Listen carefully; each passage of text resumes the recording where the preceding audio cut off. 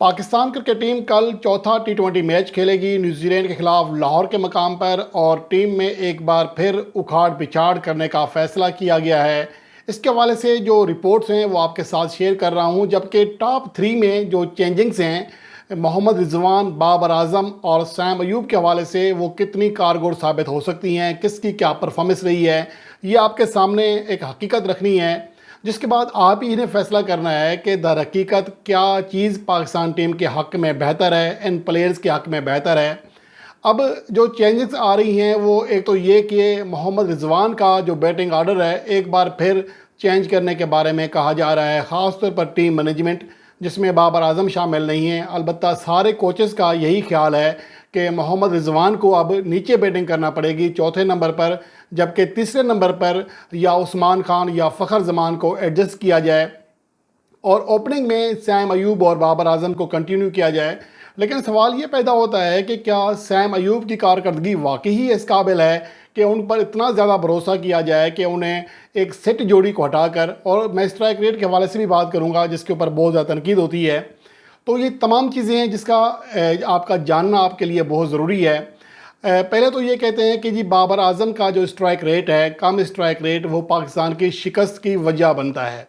गुज़िश्ता match में मैंने भी कहा था कि बाबर आजम और मोहम्मद रिजवान कुछ ज़्यादा मोहतात खेले, जिसकी वजह से पाकिस्तान टीम बड़ा स्कोर ना कर सकी, ये तो हकीकत है। लेकिन अहम बात यह है कि क्या हर मैच में ऐसा होता है। मैं न्यूजीलैंड टूर की बात करूंगा कि इसमें बाबर आजम की इनिंग्स आपके सामने है। पहले मैच में 162.85 लगभग 163 के स्ट्राइक रेट से 35 गेंदों पर 57 रन किए। अगले मैच में 153 के स्ट्राइक रेट से 66 रन किए 43 गेंदों पर। फिर 156 के स्ट्राइक रेट से 58 रन किए। फिर 172 के स्ट्राइक रेट से 19 रन किए। तो पहली चारों इनिंग्स में उनका स्ट्राइक रेट 150 से ज़्यादा था। क्या इन चारों मैचों में पाकिस्तान को कामयाबी मिली? नहीं मिली ना। और उसके अलावा जो पांचवा मैच था, लो स्कोरिंग मैच, उसमें 54 का स्ट्राइक रेट था, लेकिन पाकिस्तान टीम वो मैच जीत गई। तो इसका मतलब ये है कि सिर्फ स्ट्राइक रेट एक खिलाड़ी का मैटर नहीं करता, तमाम टीम का जो कम्बिनेशन है वो सारा कुछ उसके ऊपर इन्हिसार कर रहा होता है। हमारे यहाँ बदकिस्मती से कुछ ऐसे कनकटे यूट्यूबर्स हैं या फेसबुक के जो पेज चला रहे हैं, उनको क्रिकेट की मुझे नहीं लगता कि इतनी ज़्यादा समझ है, या उनका बोझ इतना ज़्यादा हावी है उनके ऊपर, जहन के ऊपर, कि वो इस तरह की चीज़ें करते हैं कि मुझे समझ नहीं आती कि तनकीद जो है कहाँ से शुरू करते हैं और कहाँ पे उनकी ख़त्म जाके होती है। अब यहाँ पर ये है कि बाबर आजम जब से कैप्टन बने हैं तो उनका स्ट्राइक रेट खासा डाउन गया है। सिर्फ 2 ही मैचेस खेले हैं अभी तक, 2 इनिंग्स खेली हैं। 13 गेंदों पर 17 रन किए, 29 गेंदों पर 37 रन किए, और एज नंबर 3 पोजीशन पर इस साल की बात कर रहा हूँ 213 रन किए, 42 की एवरेज थी, 142 का स्ट्राइक रेट था, 3 फिफ्टियाँ की थी 5 इनिंग्स में। जबकि कैप्टन बनने के बाद जब ओपनर रहे हैं 2 इनिंग्स में, वो 25 की एवरेज और 121 के स्ट्राइक रेट से रन कर सके हैं। तो ये थोड़ा सा झोल आ रहा है बाबर आजम के खेल में।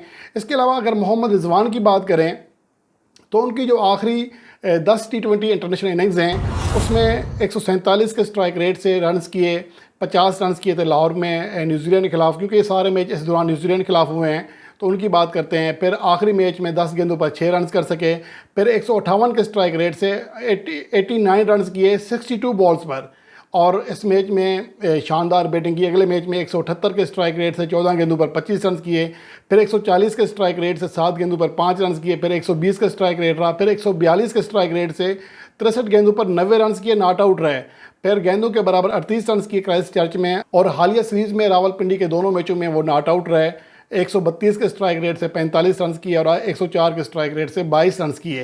तो ये इनकी कारकर्दगी है। एज ए ओपनर उनकी एवरेज 46 है, जबकि नंबर 3 पर अभी आउट नहीं हुए हैं। 131 का स्ट्राइक रेट रहा है इस साल उनका एज ए ओपनर, जबकि नंबर 3 पोजीशन पर 121 का स्ट्राइक रेट रहा है। थोड़ा सा फ़र्क है, बहुत बड़ा फ़र्क नहीं है उनकी कारकर्दगी में। तो अगर हम 2024 में पाकिस्तान के ओपनर्स की बात करें तो यहाँ पर सैम अयूब दूसरे नंबर पर ज़रूर हैं, जो कि 75 रन कर सके हैं, लेकिन 6 इनिंग्स के लिए हैं, 12.5 की एवरेज है, 138.88 का स्ट्राइक रेट है। स्ट्राइक रेट गो के रिजवान से भी बेहतर है, बाबर आजम से भी बेहतर है, लेकिन उनकी एवरेज 12.5 रन हैं। तो ये एक बहुत बड़ा झोल है उनकी परफॉर्मेंस में कि वो तसलसल के साथ रन्स नहीं कर पाते, बड़ी इनिंग्स नहीं खेल पाते हैं। अलबत्ता उनका स्ट्राइक रेट बेहतर है।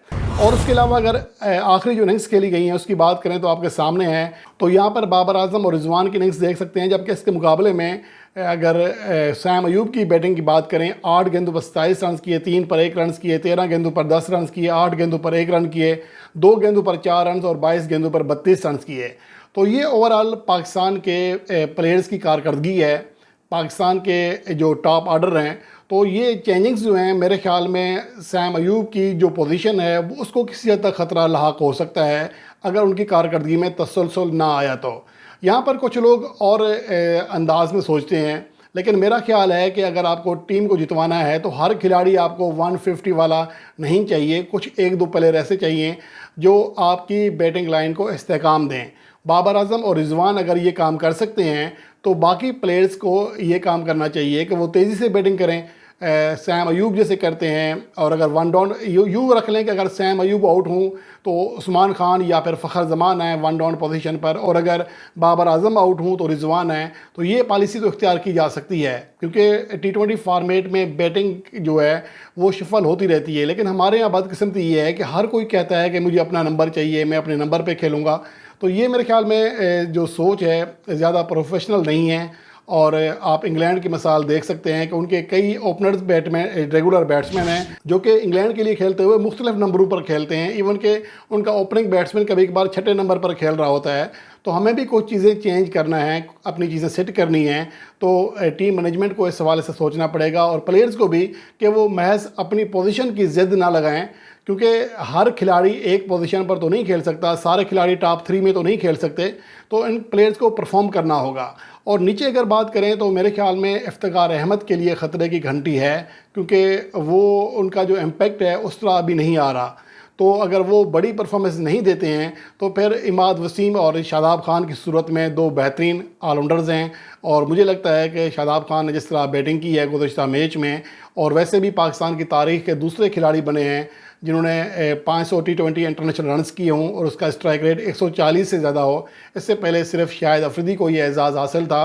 तो इस लिहाज से देखा जाए तो शादाब खान का स्ट्राइक रेट मानी रखता है। इसके साथ साथ नीचे आपके इमाद वसीम आ जाते हैं, जो मेरे ख्याल में किसी हद तक इफ्तिखार अहमद से भी बेहतर मैच फिनिशर साबित हो सकते हैं। लेकिन मैं अभी इफ्तिखार अहमद के हवाले से ज़्यादा बात नहीं करता। हो सकता है बंदा टैलेंटेड है, लेकिन जो उनके एक नंबर बहुत नीचे चला जाता है और उसकी परफॉर्मेंस में तसलसल नहीं है। अगर इफ्तिखार अहमद ने तसलसल ना लाया और उनकी एज भी इस लेवल पर चली गई है तो फिर उनके पास शायद ज़्यादा टाइम नहीं होगा ख़ुद को टीम में बरकरार रखने का, या फिर अगर निकल गया तो कम बैक करने का। इसलिए बेहतर है कि इसी मौके को आखिरी मौका जानें और बड़ी परफॉर्मेंस दें। बड़ी परफॉर्मेंस ही इफ्तिखार अहमद का कैरियर बचा सकती है और पाकिस्तान टीम का भी भला कर सकती है। वरना फिर आगे जो पाकिस्तान की बैटिंग लाइन है उसमें तब्दीली किए जाने का कभी इम्कान दिखाई दे रहा है।